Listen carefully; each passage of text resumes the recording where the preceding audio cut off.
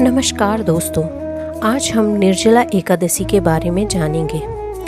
एक बार की बात है, भीमसेन व्यास जी से कहने लगे कि हे पितामह, भ्राता युधिष्ठिर, माता कुंती, द्रौपदी, अर्जुन, नकुल और सहदेव सब एकादशी का व्रत करने के लिए कहते हैं, परंतु मैं उनसे कहता हूँ कि मैं भगवान की भक्ति पूजा कर सकता हूँ, दान भी दे सकता हूँ, परंतु भोजन के बिना नहीं रह सकता, क्योंकि मेरे पेट में जो वक्र नाम की अग्नि है वो भोजन करने से ही शांत रहती है।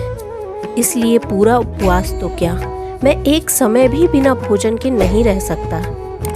इसलिए माँ में 2 दिन व्रत करना तो मेरे लिए बहुत कठिन है।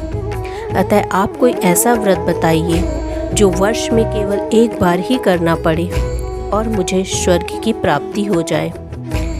यह सुनकर व्यास जी ने कहा, वृषभ और मिथुन संक्रांति के बीच ज्येष्ठ मास के शुक्ल पक्ष की जो एकादशी आती है, तुम उस दिन व्रत करो, जिसका नाम निर्जला है।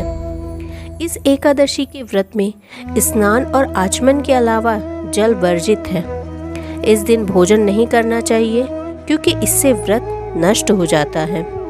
निर्जला एकादशी को सूर्योदय से लेकर द्वादशी के सूर्योदय तक जल ग्रहण ना करें तो उसे सारी एकादशियों के व्रत का फल प्राप्त होता है। व्यास जी की आज्ञा अनुसार भीमसेन ने इस व्रत को किया, इसलिए इस एकादशी को भीमसेनी या पांडव एकादशी भी कहते हैं। जो मनुष्य इस व्रत को करते हैं उनको करोड़ों पल सोने के दान का फल मिलता है, उनके सारे पाप भी नष्ट हो जाते हैं तथा इस एकादशी व्रत से मनुष्य विष्णु लोक को प्राप्त होता है।